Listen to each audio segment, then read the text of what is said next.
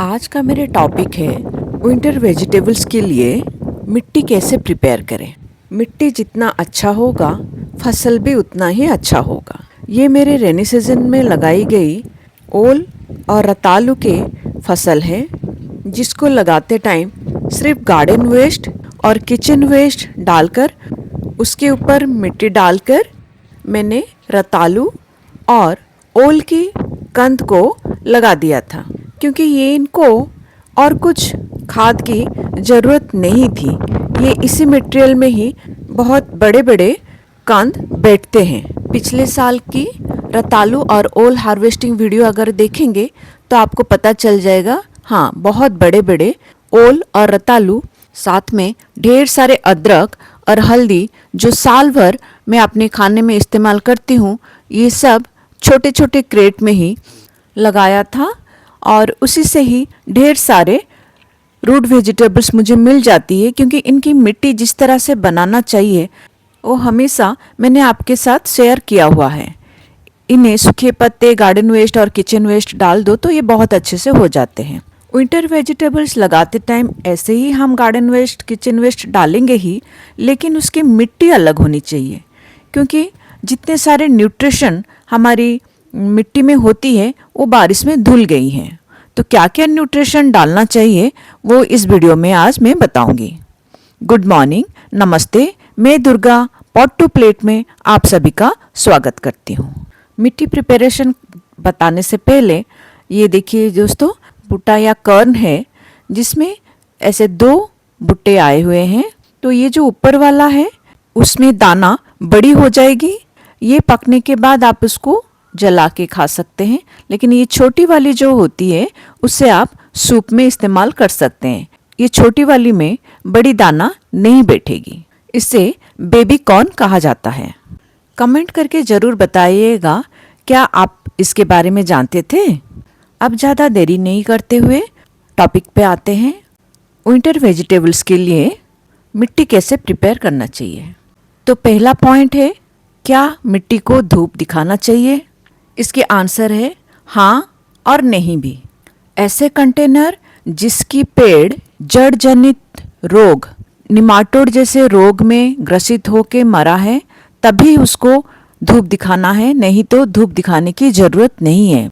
मिट्टी को धूप दिखाने से मिट्टी में रहने वाले ये हमारे मिट्टी के मित्र जीव, केंचुए, वो भी मर जाते हैं।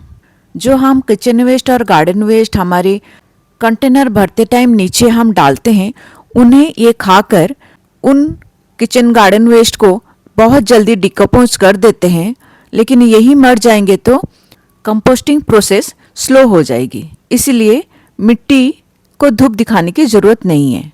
हाँ, अगर आपकी पेड़ आपने खुद उखाड़ा नहीं है लेकिन वो गमले में रह के मर गया है, तो 2 कारण से मरा होगा।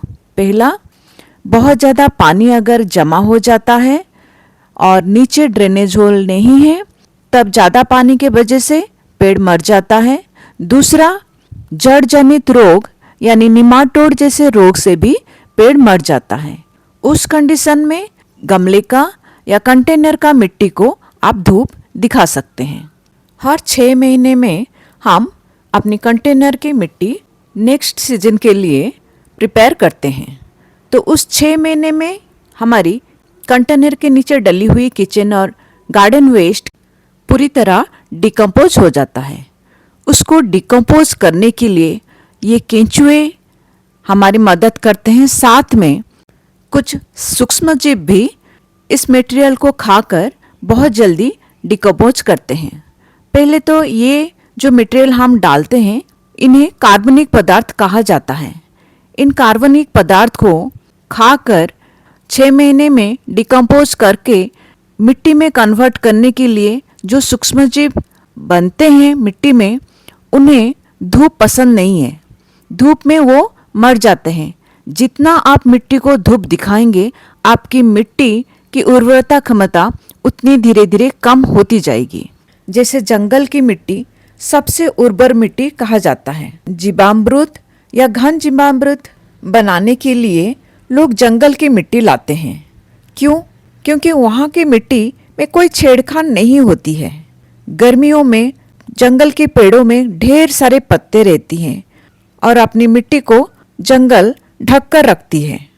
ठंडियों में पतझड़ होती है, पत्ते नीचे गिर जाती हैं और मिट्टी को पत्ते ढक देते हैं ताकि आने वाली तपती गर्मियों में मिट्टी ढकी रहे।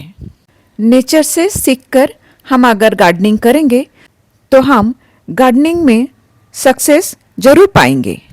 कंटेनर खाली करते टाइम जो भी अर्थवर्म मुझे मिलती हैं उनमें से थोड़ी सी अर्थवर्म लेकर मैं अपने खुद के वर्मी कंपोस्ट बनाती हूँ। उसके ऊपर डिटेल वीडियो मेरे चैनल में पब्लिश है, आप चाहे तो उसे देख सकते हैं। ये बहुत आसानी से बन जाती है और मुझे केंचुआ खाद मार्केट से खरीदने की ज़रूरत नहीं पड़ती है। मेरा प्योर ऑर्गेनिक केंचुआ खाद मैं खुद बना लेती हूँ और बाहर के मार्केट के केंचुआ खाद में बहुत बदबू होती है और वो प्योर नहीं होती है, सब में मिलावट जरूर होती है। और हमारे देसी केंचुआ बहुत अच्छा और बहुत जल्दी वर्मी कंपोस्ट या केंचुआ खाद बना देते हैं। चलिए दोस्तों, अभी बात करते हैं मिट्टी कैसे प्रिपेयर करना चाहिए। ये मेरे 12 बाई 12 की 8 ग्रो बैग की मिट्टी है। इस मिट्टी को मैंने गर्मियों में तैयार किया था और इसमें मैंने भिंडी बोया था। गर्मियों में बनाए जाने वाले मिट्टी में बालू या रिवर सैंड मिलाया जाता है क्योंकि बारिश के पानी कंटेनर में ना रुके, इसलिए उसमें बालू मिलाना पड़ता है। लेकिन विंटर वेजिटेबल्स के लिए इस तरह से राइस हस्क या कोकोपीट मिला सकते हैं। मैंने यहाँ पर 8 12 बाई 12 की ग्रो बैग की मिट्टी में 1 ग्रो बैग धान की भूसी डाली है और इतनी सारी मिट्टी में मैंने सिर्फ 3 गोबर के कंडे मिलाया है। अब इसमें 4 मुट्ठी राख डाला है।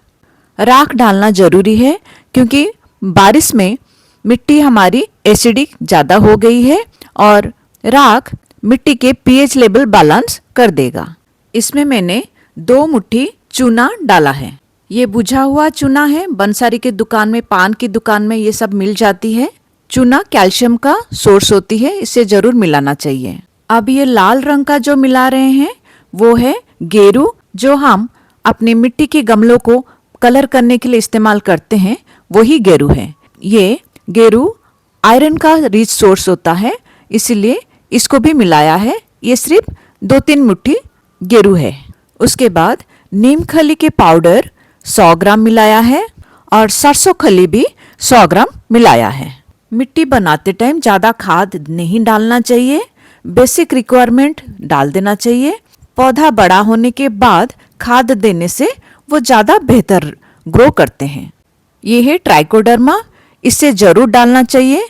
उससे मिट्टी में मित्र फफूंद पनपते हैं, मिट्टी में रूट जनित रोग नहीं होते हैं। साथ में वाइट ग्रब कीड़ा भी इसमें अंडे नहीं दे पाते हैं।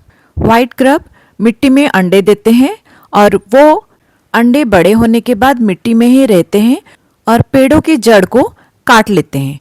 उसके ऊपर एक शॉर्ट वीडियो मेरे चैनल में पब्लिश है, आप चाहे तो उसे देख सकते हैं। मैंने आपको बताया था कि मैंने ये 8 ग्रो बैग की मिट्टी में सिर्फ 3 गोबर के कंडे मिक्स किया हुआ है। जिस मिट्टी में ज़्यादा गोबर का इस्तेमाल होती है उस पर भी ये वाइट ग्रब अंडे देते हैं, इसीलिए ज़्यादा गोबर भी इस्तेमाल नहीं करना चाहिए। अभी विंटर वेजिटेबल्स लगाने की 1 महीना देरी है, लेकिन मैंने अभी से ही मिट्टी प्रिपेयर कर लिया है। मिट्टी प्रिपेयर करके तुरंत पौधा नहीं लगाना चाहिए। जो भी हम चीज़ें डाले हैं उसको एक्टिवेट होने के लिए टाइम लगता है। 15 से 1 महीना पहले ही आप मिट्टी को तैयार कर लें और उसको भरकर ग्रो बैग या किसी कंटेनर में भरकर बंद करके रख देने से आपकी मिट्टी बहुत उपजाऊ हो जाएगी। ये एक बोनस टिप थी। सरसों खली, नीम खली, चूना, गेरू, गोबर, इन सब की तासीर गर्म होती है और गर्म तासीर में कोई पौधा नहीं लगाना चाहिए। घर पर बनाई गई केंचुआ खाद की तासीर ठंडी होती है और थोड़ी सी डालने से भी वो बहुत अच्छा काम करता है। लेकिन मार्केट से लाया गया केंचुआ खाद की तासीर गर्म होती है। अगर आप केंचुआ खाद का इस्तेमाल कर रहे हैं तो थोड़ा सा ही इस्तेमाल करिएगा और उस मिट्टी में तुरंत कोई पौधा नहीं लगाना चाहिए। आई होप मेरी दी गई जानकारी की मदद से आप इस बार की विंटर के वेजिटेबल्स की मिट्टी बहुत रिच बना पाएंगे। बनाई गई इस विंटर की मिट्टी को अभी स्टोर करके रख लेते हैं। मैं इस मिट्टी को बड़ी सी 24 बाई 24 की ग्रो बैग में भरकर रख लेती हूँ। मिट्टी में मिलाई गई ट्राइकोडर्मा जो मित्र फफूंद का काम करता है वो भी इस मिट्टी में बहुत अच्छे से घुल के एक्टिवेट हो जाएगी। ट्राइकोडर्मा अंधेरे में और नमी युक्त मिट्टी में अच्छे से फैलती है, इसलिए मिट्टी को हमेशा ढक कर रखना चाहिए। मेरी दी गई जानकारी आपको कैसे लगी कमेंट करके ज़रूर बताइए। जानकारी अगर अच्छी लगी तो please like, share and subscribe to my channel. Thank you for watching the video. Healthy खाइए, हेल्दी रहिए। God bless you all.